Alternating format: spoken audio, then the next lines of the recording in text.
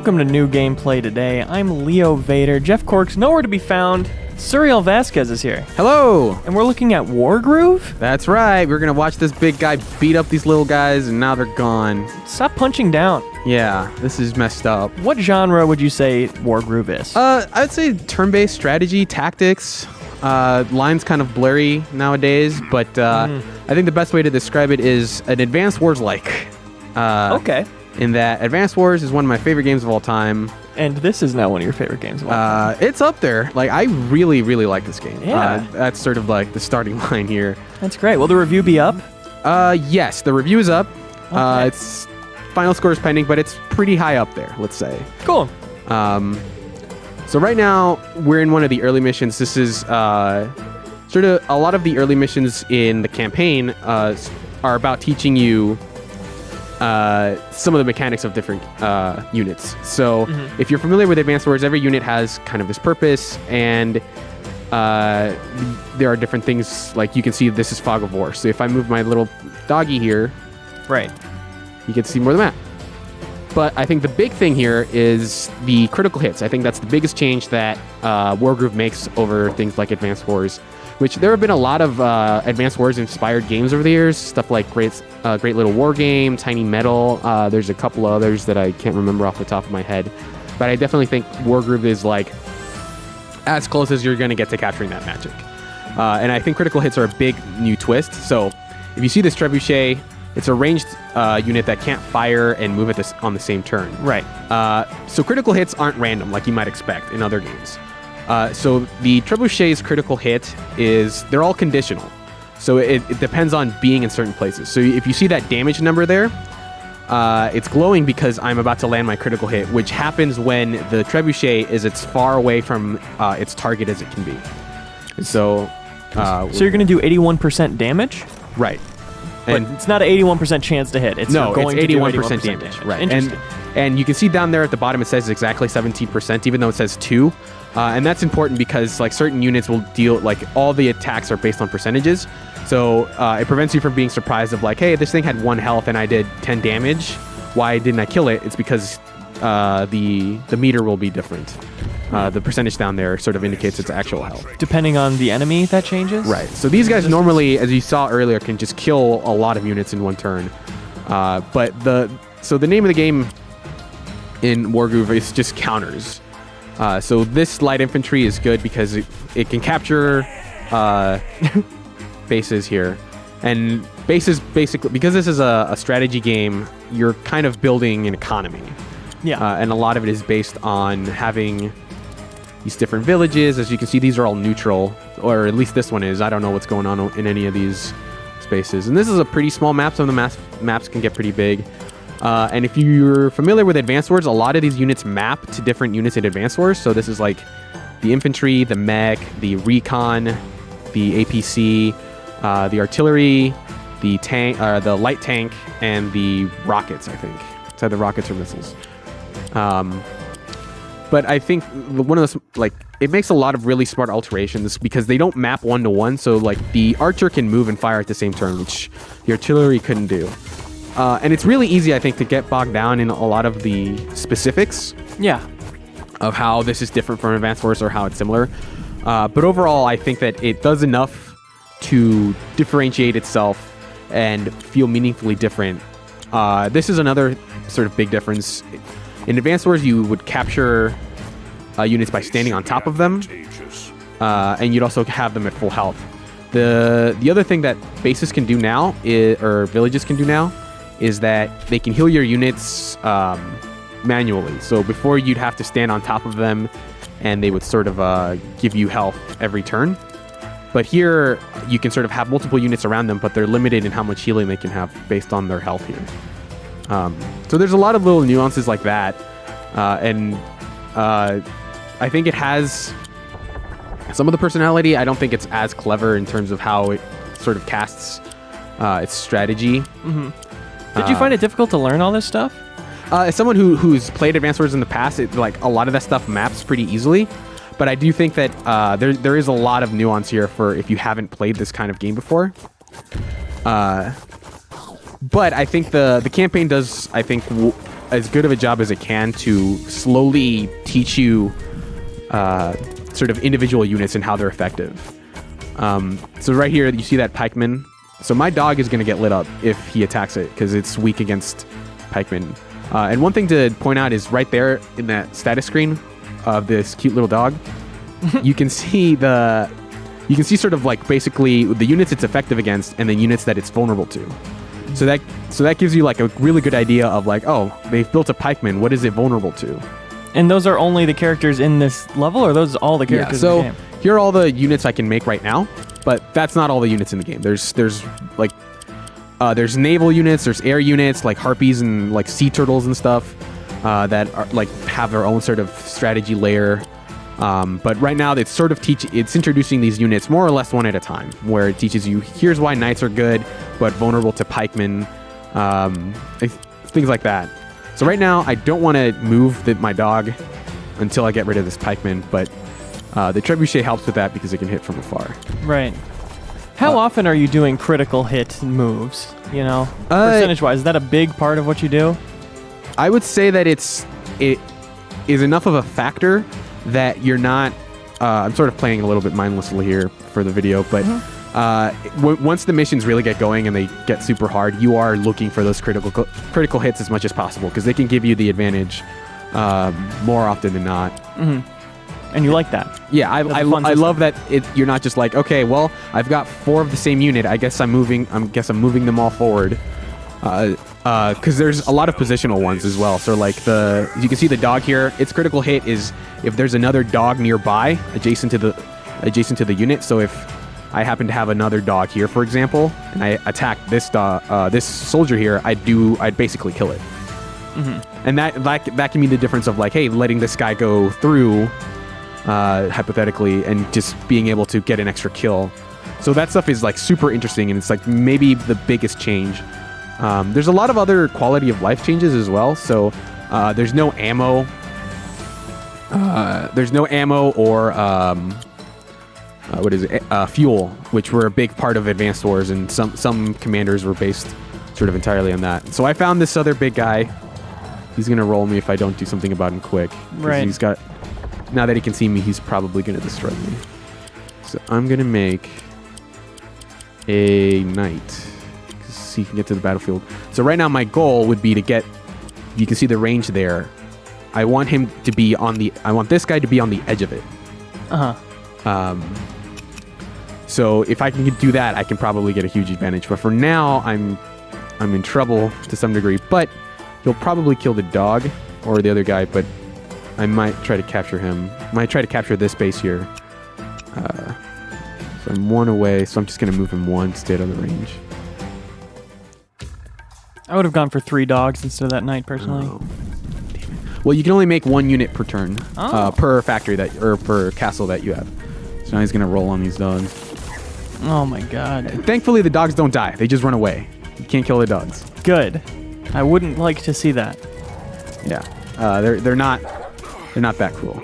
So the other sort of nuance that they add, which was in the last Advance Wars game before they stopped making those games for a decade, was that your commanders are on the field. So before, in like early Advance Wars games, they were these huge sort of like match swinging things, like you'd heal 2 to every unit on the field no matter where they were, things like that. Basically deal damage to everywhere on the screen. So the commanders in this are a little more nuanced in that, so his ability is charged right now. As you can see, he's got this red aura. And so what this does is if I use the Elder Shield ability, his plants this defensive shield. Oh, he's so happy about it. So now everything in this red field gets higher defense. You can see on the bottom left there of this on the screen how much defense each tile gives you. So like mountains give you 4 defense. Roads don't give you any, but this road gives you 3 because it's in the field. Now, thankfully, if I have this right, this guy just walked into my field, right into my critical hit. Yeah, this fool, this idiot. How dare he? So every commander has different things. Like one of them can heal everyone in basically the same area. One of them can do a thing where she jumps. She moves herself into an area and basically does a ton of damage to everyone. One of them can just summon a unit, basically gives you a portable factory that you can take anywhere.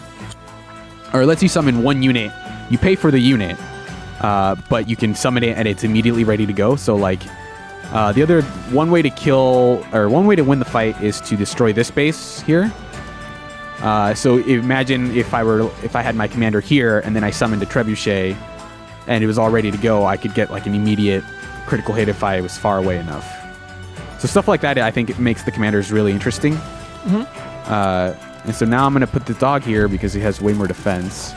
You can also skip the cutscenes. You can set different things to... You can set it so the... Let's see. You can see the overview there. You can set the combat animation to be off or commanders only. You can set... on the Switch, actually, it has this really cool mode where you can set it to near. And when you're undocked, it'll actually zoom in to a smaller area. So imagine seeing this whole screen. A lot of the text can get really tiny. So on the Switch, you can actually have it zoom in, which is pretty cool. That's nice. But let's see. I'm going to try to get this guy first. Now, I know nothing about Advance Wars. Okay. When it's got the split in the screen like that to show which tile each of them is on, is there a tactical advantage to being on different tiles, or is that just for style? So when they're in the actual battle screen, it'll show you what tiles you're on. So we're both on roads. Yeah. But it'll show you the defense of each tile. So I have 3 defense because I'm in the red field here.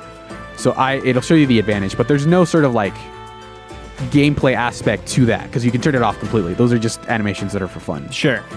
Gotcha. And there's some units. 5%. There's some units that so like I can just skip it here, and there's nothing. It doesn't do anything. I didn't want to look at that anyway. Yeah. No one wants to see a dog die. Yeah. So I'm gonna make a wagon here that transports units, but I totally forgot about this one, which I probably should have done that first because now his archer is in range. But I might actually move it right here because that'll let me. So he's got his archer. Oh, the golem's critical hit is that he's way stronger when he's under 40%, but it's relative to his health, so he'll still do a lot of damage, but not as much as if he would have had 10. So they kind of go out swinging is sort of the way you want to put it. So now his horsemen are attacking my dogs, which is not good for me. But I have my trebuchet, and that if you can see the crystal up there, it's actually a unit on the field.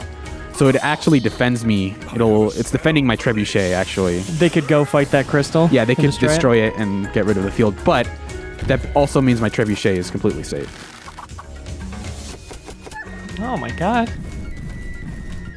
I would run away too. Yeah, I don't want to be near those arrows. No. 4 arrows is my limit. One other thing I want to show off real quick to capture it, the change to capturing, is that the bases you're capturing fight back. So and some units are better at attacking the structures than others. So knights are really good for that.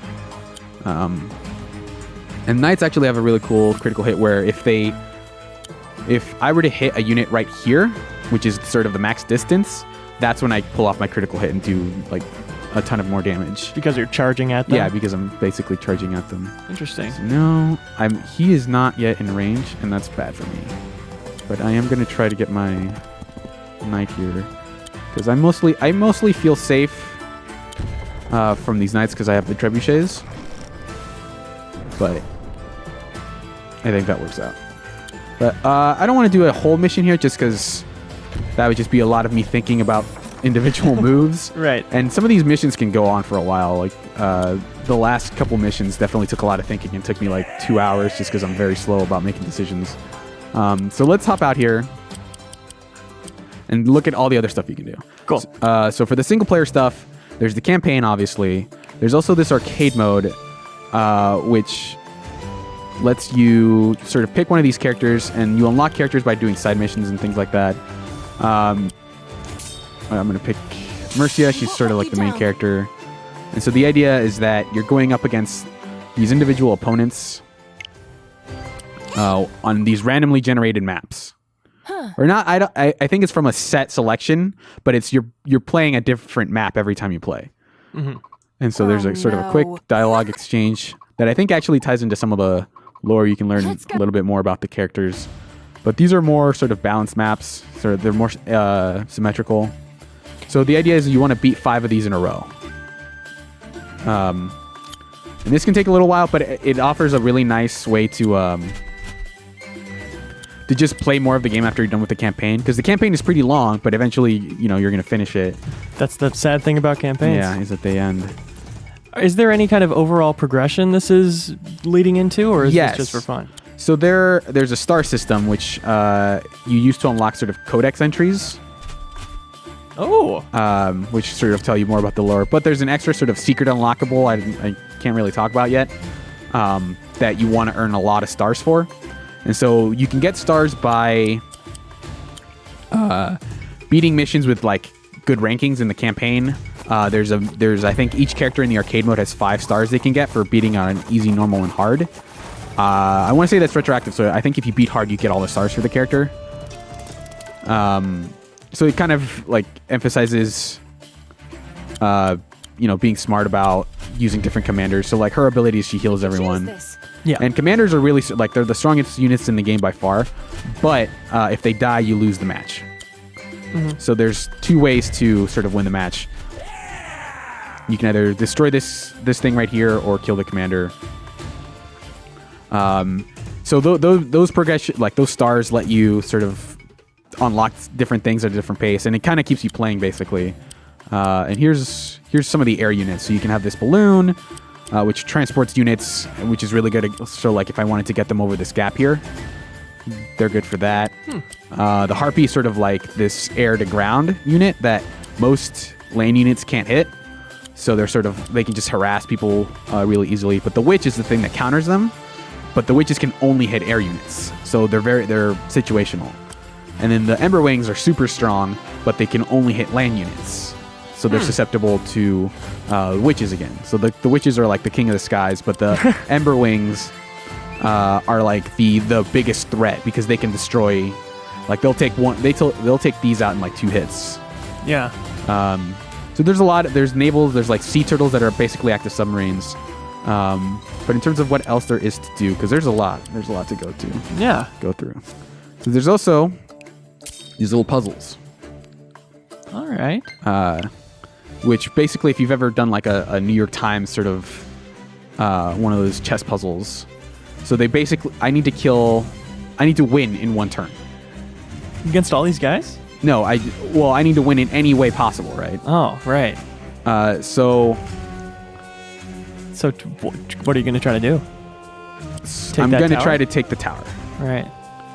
And I believe I can do it if I hit this guy. No. Because it's always very specific about how it wants you to do certain things. Right.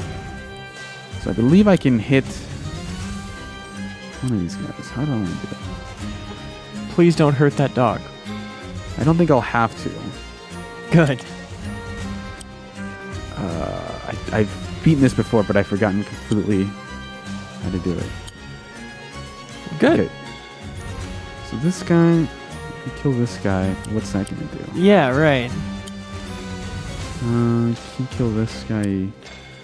I was thinking I would use this doesn't really do anything. Can that horseman charge at anybody? Is that 1, 2, 3, 4, 5, 6? So I think I'm supposed to take out the tower with him. Sure. But I need to clear this guy out. I think And the problem is clearing that guy out without getting in the knight's way when he has to come in? Yeah. How about your commander in the upper right? So she has the ability where she can jump. She'll do this. Oh, here we go. Okay, so I think what I want to do is I want to land right here. I'm gonna break you! Let's see what that does. So, actually, I think I might have. No. Okay, let's try to do that one over. I think I'm supposed to hit that guy there, so then I can kill him with the mage. Let's see. So hit him from a different direction? Yeah, I want to hit a different area over there. Right. So I'm trying to hit. Yeah, so I want to hit all 3 of these guys, and I don't think it'll hit my own guy here. I'm gonna break you! I'm gonna wreck it.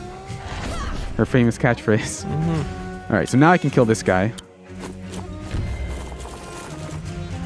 And he's these mages are really good for killing aerial units, but they're also pretty strong on the ground. So they're kind of like a nice all-around unit. So now I can kill this guy with the archers. And as you can see, like these units look different, but they're all the same. So they just kind of look different depending on the faction.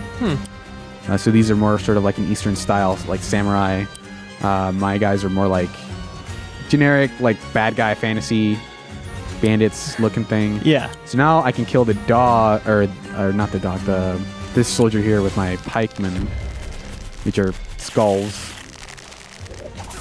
They have different names too, which is like really interesting difference here. I actually think I screwed that up again. I think what I was supposed to do, now that I think about it, so now I can charge, right? Right. And this would have almost killed it. I think what I was supposed to do instead of what I did is hit the other unit here and then attack with the pikemen, and they're really good for killing buildings as well. So that's sort of like an example of like some of the puzzles here. Yeah. That's interesting. Yeah. So there's like you can see in the puzzle screen. Okay.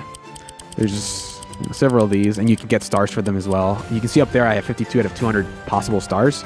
So if you want to go after those stars, that's sort of like an all-encompassing game here. So you can play up to 4 players. There's some like 2 versus 1 maps. I haven't found a good way to play against the AI. I think it's all sort of just against people. You mean cooperatively against the AI? Yeah. So Won't let you down. let's see. Yeah, so I don't think you can play against AI, which is kind of a bummer. But 2 Joy-Cons works for this? Yeah, 2 Joy-Cons definitely works. Cool. And then you have online. The lobby system, I'm not a super big fan of. So, like, you can see there are no lobbies up because the game's not out yet. Right. So you can do quick play to just search for a match, or you can host a game, but there's no way to set it to private, so I'm going to pick the map here. There's no option to sort of say, hey, just come join my game. That's strange. Which is kind of, yeah, it's a bit of a bummer. Don't entirely remember. Okay. So now I'm in the lobby. So you can see you have the invite code up there. Yeah. And that's how you're supposed to get friends in. But assuming the servers are at all crowded, like someone could just randomly join your game. Hopefully you can kick them. Yeah. And also the lobby that I just left has popped up on the screen, so I can technically go back in and join it. It's still out there. Which is a weird thing to have, just to create empty lobbies that no one's in. And then there's the custom content here, which there's a lot. You can create your own maps, or you can create your own campaign, which is like really in depth. So let me show that off real quick. So campaign is in a series of maps? Yeah, so I named my campaign Yay with the description that says it's gaming time. Accurate. So you can see here, this is different from the overworld we were looking at before. So there's different overworlds that you can choose from. So right here, I have 2 missions here that I've connected. One of them just happens to be across the map. Do you have a story playing out here? Not yet. I did theme this second map after the Kame House from Dragon Ball. Of course. And you can change things like, hey, that's the name of the map. Here's the stage. You can change whether it's a main mission or a side mission. The difference being that main campaign missions will move you forward versus side missions are unlocked by main missions. You can change the date that the mission takes place in. Okay. You can take, sort of, this is the date. You can talk about the name of the region. So if you want to get into the lore stuff, you can. You can change the fan different fiction in game. Sort of. Like, you can change the icon to represent, like, is this a main, like, are you taking on the big fortress, or is this just sort of like a quaint little small encounter, or is it a naval battle? That's super cool. And then the other thing you can do is you can change. Let's see. If I can. Here's this map that I made that's enormous. I don't know where I actually left my. There they are. So here's And this is something you made. This isn't Yeah, a real mission in the game. I made this. This is just a random thing I put everywhere. Here's a bunch of like destroyed ships that are just for fun. And then I've just Submerging these, in the these grass. aren't units. This is just like, an embellishment. And this is basically, you have to have at least 2 towers or a commander. You have to have basically an objective for both sides. But then I just planted a bunch of mermen around the enemy encampment because I want to make the map easy. For sure. And then you can also, let's see. Interesting style about these games to have these giant ships the same size as the single people. Potentially cluttering things up, but I'm just putting neutral bases here. Yeah, you can get pretty big. Like this map goes on for a while. What else? I'm trying to figure out the menus a little bit here. Okay, so you can also make cutscenes and events. Right. So you can make cutscenes. If I can figure out how to map properties. Cutscene. Oh, so I made a cutscene called WoW. I'd love to take a look at this. So you can see there's a timeline. And I think this is on a per A button basis. So I sort of made a multi-step thing. So I'm going to play it back now. This is my cutscene that I made. Don't laugh. Let's Do not experience steal. I'm Nuru. And so you can see I made it snow on the beach. Yeah, The fun that's thing. the power you have. Did you choose to make her say I'm Nuru? Yeah, so you can alter voice line. Like they have a set number of stock voice lines that you can pick from. That are very general like yeah, that? yeah. So you can have her say whatever she wants. If you noticed, probably not because she came in angrily. You can have her come in angrily or happy. And then every time you press A, that's some narration I threw on there. Yep. And then you can I mapped it so she would run to the other side of the screen. I could get used to this. And that's my scene. What do you think? And that wasn't a cutscene from the game. You made that. No, I made that. And as you can see, you can alter the size of the text. So like this one's way smaller than the other one. So if you Whispering. if you want someone whispering or yelling, you can change that stuff. That is incredible. I am really curious to see how in-depth people get, making just a full sequel to Wargroove in Wargroove. There are different, you could make multiple campaigns that take place in different overworlds. Like they made, if you want to change the world map, like this is the base one. This is the one they use in the game. But then there are also,